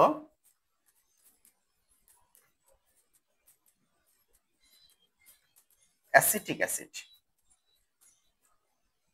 উদাহরণ কি? উদাহরণ হচ্ছে, খুব ভালো মতো করে বুঝো, ঘাস জাতীয় যেগুলো আছে, ঘাস জাতীয়, ঘাসের মধ্যে কি কি আছে? ঘাসের মধ্যে আছে মুথা, হলদে মুথা। তারপরে হচ্ছে বাইরে যে তোমরা মাঠে যে ঘাসগুলো দেখতে পাও সেই ঘাসগুলা। তারপরে আছে হচ্ছে আখ বা ইক্ষু। তারপরে আছে হচ্ছে ঘাস জাতীয়র মধ্যে আমাদের, এখন তোমরা বুঝবা কিনা দেখো, ঘাস জাতীয়র মধ্যে হচ্ছে আমাদের একটা শ্রেণী আছে, একটা গোত্র আছে, গোত্রের নাম হচ্ছে পোয়েসি বা গ্রামিনী, যেগুলো ঘাস জাতীয়। সেগুলোর ক্ষেত্রে আসলে C4 হয়ে থাকে। এই গ্রামিনী বা পোয়েসি গোত্রের মধ্যে কারা কারা আছে? ধান আছে, হ্যাঁ, ভুট্টা আছে, এই এই এই জাতীয় যতগুলো আছে, গম আছে। তো এই জাতীয় যতগুলো ফসল আছে প্রত্যেকটা হচ্ছে আসলে C4 প্লান্ট। কথা বলতে গেছে কিনা? এবং এর কর্মদক্ষতা কেমন? এর কর্মদক্ষতা হচ্ছে বেশি। এবং মজার ব্যাপার হচ্ছে, আমরা এই ক্লাসে জানবো না, আমরা পরের ক্লাসে জানবো যে C4 হওয়ার পরে এই উদ্ভিদ গুলাতে আবার কিন্তু C3 হয়। কেন হয়, কিভাবে হয়, এগুলো আমাদের নাই। আলহামদুলিল্লাহ, আমরা এখন এগুলো পড়বো না। শুধুমাত্র এইটুকু বলি, সেটা হচ্ছে কর্মদক্ষতা এটার বেশি কেন আর এটার কম কেন, এটা আমাদের ব্যাখ্যা করা নাই, কিন্তু তোমাদের কনসেপ্টটা বোঝার জন্য একটু আলোচনা করবো। সেটা হচ্ছে ফটো রেসপিরেশন।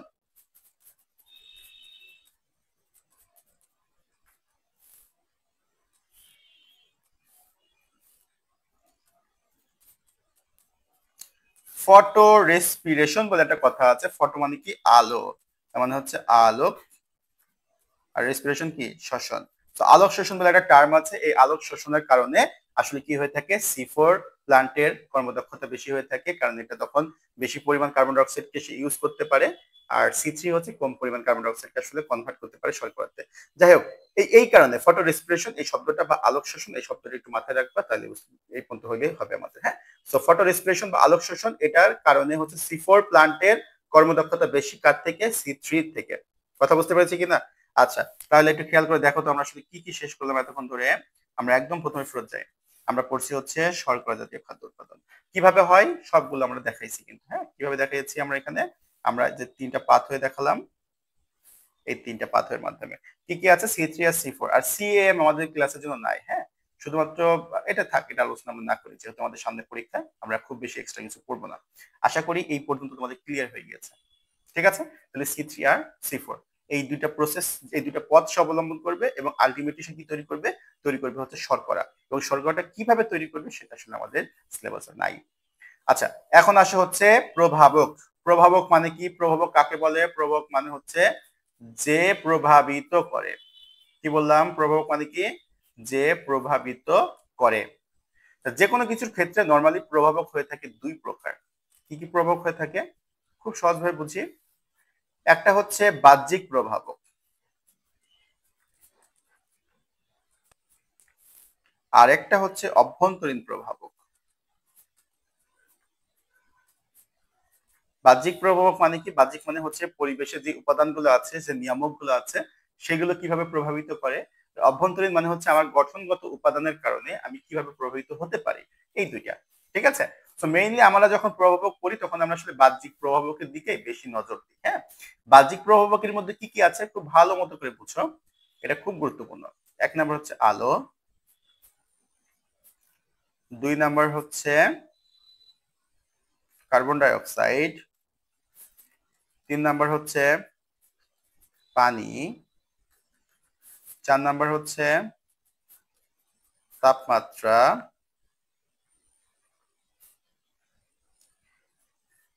5 নাম্বার হচ্ছে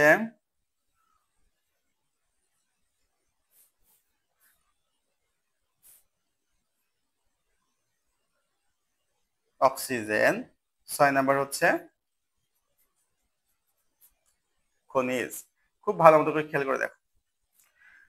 প্রথমে আসো আলো সংক্রান্ত। আমরা আলো নিয়ে অলরেডি আলোচনা করেছি না যে এর প্রভাব আছে কিনা? প্রভাব আছে কিনা? অবশ্যই আছে। কারণ আলোয় কিসে সাহায্য করে থাকে? এটিপি ও এনএডিপিএইচ প্লাস এইচ প্লাস তৈরিতে সাহায্য করে থাকে। মনে আছে কিনা? কোন কোন কালারে ভালো হয়? বেগুনি, নীল, আর কলাতে, কতে মানে হচ্ছে কমলা, আর ল মানে কি? ল মানে হচ্ছে লাল। ক্লিয়ার কিনা? ক্লিয়ার। এখন আসো কার্বন ডাই অক্সাইড। দেখো, কার্বন ডাই অক্সাইড তো অবশ্যই বেশি হবে, কারণ কার্বন ডাই অক্সাইড হচ্ছে আমাদের এখানে কাঁচামাল। তুমি যত বেশি কাঁচামাল দিবা তত তো বেশি প্রোডাক্ট পাবা, কমন সেন্স তাই বলে। কার্বন ডাই অক্সাইড যেহেতু আমাদের শ্বসনের সালোক সংশ্লেষণের ক্ষেত্রে কাঁচামাল, কার্বন ডাই অক্সাইডের পরিমাণ যত বাড়বে তত সালোক সংশ্লেষণ কি হবে? তত সালোক সংশ্লেষণ হচ্ছে ভালো হবে। তো যদি কার্বন ডাই অক্সাইড বাড়ে, শ্বসনের হার কি হবে? শ্বসনের হার হচ্ছে বৃদ্ধি পাবে। ক্লিয়ার কিনা?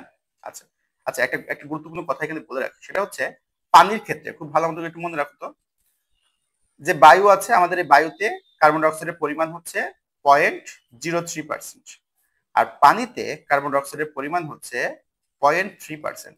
তা এইটার উপরে ভিত্তি করে আমাদের একটা খ নাম্বার কোয়েশ্চেন করে হচ্ছে যে পানিতে, বায়ুর তুলনায় পানিতে শ্বসনের সালোক সংশ্লেষণের হার বেশি হয় কেন? ব্যাখ্যা করো। কেন বেশি হয়? খুব ভালো মতো করে দেখো তো, বায়ুতে কার্বন ডাই অক্সাইডের পরিমাণ কত? 0.03%, আর পানিতে কত? 0.3%। তার মানে পানিতে বায়ুর তুলনায় 10 গুণ বেশি কার্বন ডাই অক্সাইড আছে না? যখন কার্বন ডাই অক্সাইড বেশি থাকবে, যেহেতু কাঁচামালই এটা, তাহলে সালোক সংশ্লেষণ বেশি হবে, কমন সেন্স আমাদের তাই বলে, তাই না? তাহলে আমরা কিন্তু কি বুঝতে পারছি? আমরা বুঝতে পারছি হচ্ছে বায়ুতে সালোক সংশ্লেষণের হার কম হবে কার তুলনায়? পানির তুলনায়। কথা বলতে গেছে কিনা? আশা করি বুঝতে পেরেছো। আচ্ছা, এখন আসা হচ্ছে পানিতে। আমরা কিন্তু দেখেছি যে বায়ু পানি আমরা ব্যবহার করি। তো পানি না থাকলে আসলে এনজাইম কিভাবে ভাঙবে? পানি না থাকলে কি আমরা অক্সিজেন পাবো? আমরা কিন্তু সবগুলো একটু আগে দেখে এসেছি। তো পানি যদি বাড়ায় নির্দিষ্ট সীমার মধ্যে, তাহলে অবশ্যই এবং অবশ্যই সালোক সংশ্লেষণ হার কি হবে? বৃদ্ধি পাবে। আচ্ছা, তারপর হচ্ছে তাপমাত্রা। খুব ভালো মতো করে বুঝো, আলো বাড়া মানে কি তাপমাত্রা বাড়া না? তাপমাত্রা বাড়া। এটা নির্দিষ্ট তাপমাত্রা না পাইলে এর মধ্যে যে এনজাইম গুলো আছে, এই এনজাইম গুলো হচ্ছে অ্যাক্টিভ হতে পারবে না। কথা বুঝে গেছে? তো তাপমাত্রা খুব গুরুত্বপূর্ণ। একটা নির্দিষ্ট তাপমাত্রা আছে যেটাকে আমরা বলি হচ্ছে অপটিমাম। অপটিমাম মানে হচ্ছে রেঞ্জ, কোন রেঞ্জের মধ্যে ভালো হয়। রেঞ্জটা কত ডিগ্রি দেওয়া আছে? এটা খুব গুরুত্বপূর্ণ, 22 ডিগ্রি সেলসিয়াস থেকে 35 ডিগ্রি সেলসিয়াস। এটা কিন্তু পরীক্ষায় বারবার দেয় যে সালোক সংশ্লেষণ প্রক্রিয়ার জন্য অপটিমাম তাপমাত্রা কত। কত? 22 ডিগ্রি থেকে হচ্ছে 35 ডিগ্রি সেলসিয়াস তাপমাত্রা। কথা বলতে গেছে? সর্বশেষ, ঠিক সর্বশেষ না, অক্সিজেন। অক্সিজেনের ক্ষেত্রে অক্সিজেনের ভূমিকা কি? দেখো, খুব ভালো মতো করে খেয়াল করে দেখো। অক্সিজেন কি দরকার আছে না অক্সিজেন ও উৎপন্ন করবে? অক্সিজেন ও কিন্তু উৎপন্ন করবে। ও মানে হচ্ছে সালোক সংশ্লেষণ প্রক্রিয়ার ফলে অক্সিজেন উৎপন্ন হয়। তাহলে কি দরকার আছে কিনা আমার বিক্রিয়ায়? নাই। তাহলে যদি অক্সিজেন বাড়িয়ে দিই, সালোক সংশ্লেষণ কিছু হবে না, উল্টো কমে যাবে। এটা ভালো তো হবে না। কেন হবে না? কারণ এটা দরকার নাই, উল্টা আমরা এর উপর চাপিয়ে দিচ্ছি। কথা বলতে গেছে কিনা? আচ্ছা, তারপর হচ্ছে খনিজ। এখন খনিজ দরকার, খনিজ না হলে এনজাইম অ্যাক্টিভ হবে না, আমাদের পত্ররন্ধ্র ঠিক মতো খুলবে না। তো খনিজ দরকার, খনিজ বাড়াইলে পারে সালোক সংশ্লেষণ হার কি হয়ে যাবে?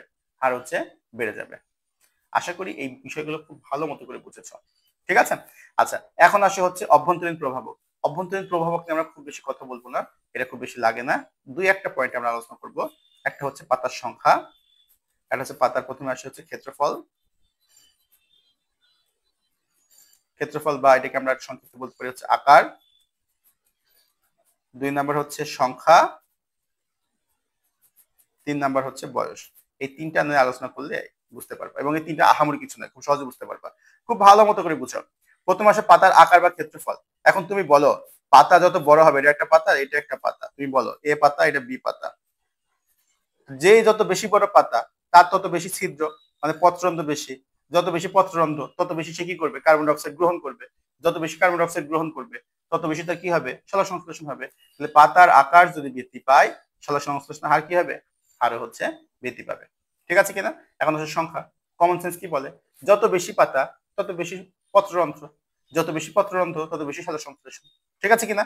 তাহলে সংখ্যা যদি আমরা বৃদ্ধি করি, কমন সেন্স থেকে বুঝতে পারি যে আমাদের সালোক সংশ্লেষণ হার কি হবে, বেড়ে যাবে। সর্বশেষ হচ্ছে বয়স। খুব ভালো মতো করে বুঝছো, আমাদের সবসময় মাথায় কাজ করে কি, যে যদি আমরা কচি পাতা বলি, কচি পাতা বলতে একদম ফুললি সেটা সবুজ কালার হয় না, একটু কলার পাতার কালার যখন থাকে, আমরা মনে করি ওই পাতাটা সব থেকে ভালো বোধ হয়। না, যে কোনো কিছুর ক্ষেত্রে তার সব থেকে পারফেক্ট বয়স হচ্ছে তার মাঝারি যে বয়সটা, সেটা হচ্ছে তার পারফেক্ট বয়স। কেন? কারণ সেই বয়সে সে সব থেকে বেশি কর্মক্ষম থাকে, সব থেকে বেশি কাজ করতে পারে। যদি পাতার ক্ষেত্রে তার বয়স যেটা থাকবে সেটা হচ্ছে কি বয়স, সেটা হচ্ছে মাঝারি। তাহলে মাঝারি পাতার কর্মদক্ষতা হচ্ছে সব থেকে বেশি। ঠিক আছে? তো এই হচ্ছে মোটামুটি আমাদের কথা। এতক্ষণ ধরে যা বললাম এ নিয়েই মোটামুটি আমাদের সালোক সংশ্লেষণ, এবং আশা করি এর বাইরে সালোক সংশ্লেষণ তোমাদের বই অনুযায়ী আর কিচ্ছু নাই। তো এই যে জিনিসগুলো দিয়েছে এগুলো খুব ভালোভাবে বুঝে বুঝে নোট করে পড়বা, পড়লে সালোক সংশ্লেষণ শেষ হবে। এবং ইনশাল্লাহ আমি 2-1 দিনের মধ্যে দ্বিতীয় পার্টটা দিব, সেটা হচ্ছে শ্বসন এবং হচ্ছে এটিপি, ওইটাও পড়ে নিবা। এবং ওই শ্বসন এবং এটিপির পার্টে কিভাবে সিকিউ দিবে সেটা নিয়ে আমরা আলোচনা করবো। তো আশা করছি এই টপিকটা টোটাল পড়লে পারে পরীক্ষার জন্য তোমাদের আর কোনো জায়গা থেকে কোনো সাহায্য নেওয়া লাগবে না এই অধ্যায়ের জন্য। ঠিক আছে? তো ততদিন ভালো থাকো এবং মনোযোগ দিয়ে পড়াশোনা করো। আসসালামু আলাইকুম, দেখা হবে পরের ক্লাসে।